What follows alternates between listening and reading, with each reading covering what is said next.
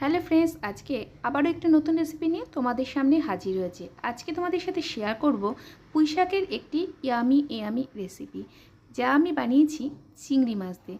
চিংড়ি মাছ কিন্তু আমরা বিভিন্ন সবজিতে দিয়েই রান্না করে থাকি, কিন্তু মশলাগুলো একটু আলাদা আলাদা হয়। তাই কীভাবে আমি পুঁই শাক চিংড়ি মাছ দিয়ে বানাই সেই রেসিপিটি আজকে তোমাদের সাথে শেয়ার করব। আশা করছি ভালো লাগবে। শেষ পর্যন্ত ভিডিওটি দেখার অনুরোধ রইল। এখানে আমি নিয়ে নিয়েছি কিছু চিংড়ি মাছ, যেগুলো হলুদ আর নুন দিয়ে মেখে নিচ্ছি। এখানে একটা প্যানের মধ্যে বসিয়ে দিয়েছি সর্ষের তেল। রান্নাটা আমি সর্ষের তেলে করব। তেল গরম হয়ে গেলে এর মধ্যে হলুদ নুন দিয়ে মেখে রাখা চিংড়ি মাছগুলো দিয়ে দেব। এই চিংড়ি মাছগুলো খুব বেশি ভাজবো না, হালকা লাল হলে কিন্তু চিংড়ি মাছগুলোকে তুলে নেব। চিংড়ি মাছ কখনোই বেশি ভাজবে না, তাহলে শক্ত হয়ে যায় আর পুরোপুরি টেস্টটা নষ্ট হয়ে যায়। এভাবে প্রায় 3 থেকে 4 মিনিট ধরে মিডিয়াম ফ্লেমে সব চিংড়ি মাছগুলোকে ভেজে নিলাম। এবার তেল থেকে তুলে নেব। এবার মাছ ভাজা তেলের মধ্যেই দিয়ে দিচ্ছি কালো জিরে। কালো জিরে হালকা ভেজে নিয়ে এর মধ্যে দিয়ে দিচ্ছি 2 বড় সাইজের পেঁয়াজ আর 4টা কাঁচা লঙ্কার পেস্টটা একদম মিহি হলেই ভালো লাগে, মিহি করে বাটার চেষ্টা করবে। আর তারপর তেলের মধ্যে দিয়ে প্রায় 5 মিনিট মতো এইভাবে মশলা কষিয়ে নিতে হবে। পেঁয়াজ আর লঙ্কা ভালো করে কষানো হয়ে গেলে এর মধ্যে দিয়ে দিলাম টমেটো পেস্ট।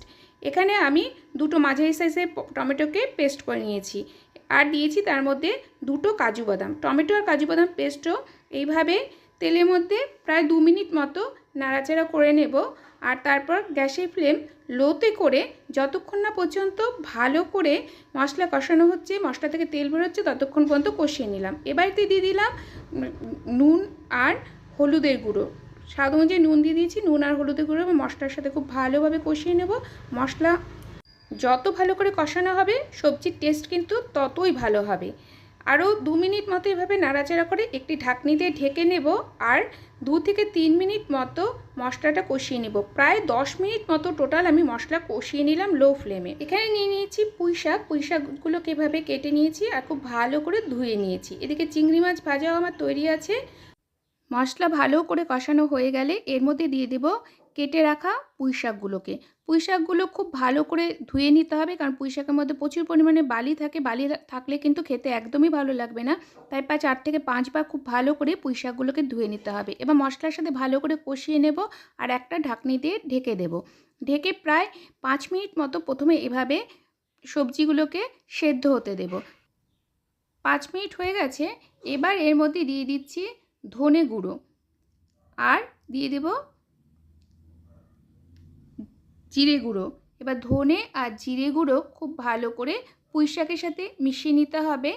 কোনো জল কিন্তু আমি এখন পর্যন্ত এখানে ব্যবহার করিনি। ভালো করে মশলা সবজির সাথে মিশিয়ে নিতে হবে। যত ভালো করে সবজি আর মশলা কষানো হবে সবজির টেস্ট ততটাই ভালো হবে। সেই জন্য লো ফ্লেমে প্রায় 5 থেকে 7 মিনিট ধরে এইভাবে মশলার সাথে আমি সবজি কষিয়ে নিলাম। দেখো সবজি থেকে অনেকটা জল বেরিয়ে গেছে। এবার এতে দিয়ে দিলাম 1 গ্লাস জল। খুব বেশি জল দেওয়ারও দরকার নেই, কিন্তু ডাঁটাগুলি সেদ্ধ হবে এরকম পরিমাণ জল দিলেই চলবে। এবার একটি ঢাকনি দিয়ে ঢেকে দেব আর 10 থেকে 12 মিনিট মতো এই ডাঁটা আর পুঁই শাক সেদ্ধ করব। পুঁই শাক যদিও খুব তাড়াতাড়ি সেদ্ধ হয়ে যায়, তাই লো ফ্লেমে 10 মিনিট মতো সেদ্ধ করে নিলাম।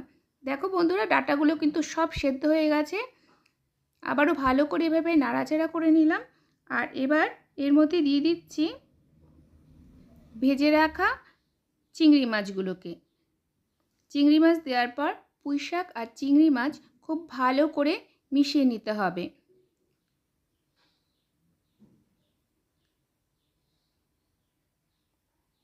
এখন আর সবজিটা হতে বেশিক্ষণ লাগবে না, যেহেতু পুঁই শাক সেদ্ধ হয়ে গেছে, চিংড়ি মাছও ভাজা আছে, তাই এইভাবে ভালো করে মিশিয়ে দিলাম।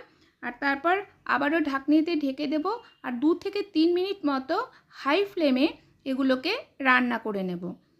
এই দেখো বন্ধুরা, 2 মিনিট হয়ে গেছে আর সবজি কিন্তু আমার তৈরি হয়ে গেছে। এবার এর মধ্যে দিয়ে দিতে হবে চিনি আর ঘি। চিনি আর ঘি দেওয়ার পর আবারও ভালো করে চিনি ঘি এই পুঁই শাক আর চিংড়ি মাছের সাথে মিশিয়ে নেব। আর তারপর গ্যাসের ফ্লেম বন্ধ করে দেব। ঘি আর চিনি দেওয়ার পরে বেশিক্ষণ ফোটানোর দরকার নেই, 2 মিনিট ফোটালেই হবে। ব্যাস, তাহলেই তৈরি হয়ে যাবে ইয়ামি চিংড়ি দিয়ে পুঁই শাকের রেসিপি, যা খেতে হয় অসাধারণ। তোমরাও বাড়িতে ট্রাই করো, আশা করছি ভালো লাগবে। ভালো লাগলে লাইক করবে, কমেন্ট করবে, শেয়ার করবে।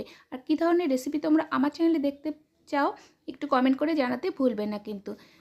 যারা চ্যানেলে নতুন এসেছো তাদের কাছে অনুরোধ রইল, চ্যানেলটি সাবস্ক্রাইব করা না থাকলে সাবস্ক্রাইব করে পাশে ডাকার। ফিরে আসছি খুব তাড়াতাড়ি নতুন কোনো রেসিপি নিয়ে, নতুন কোনো ভিডিওর সাথে। ততক্ষণের জন্য বাই বাই।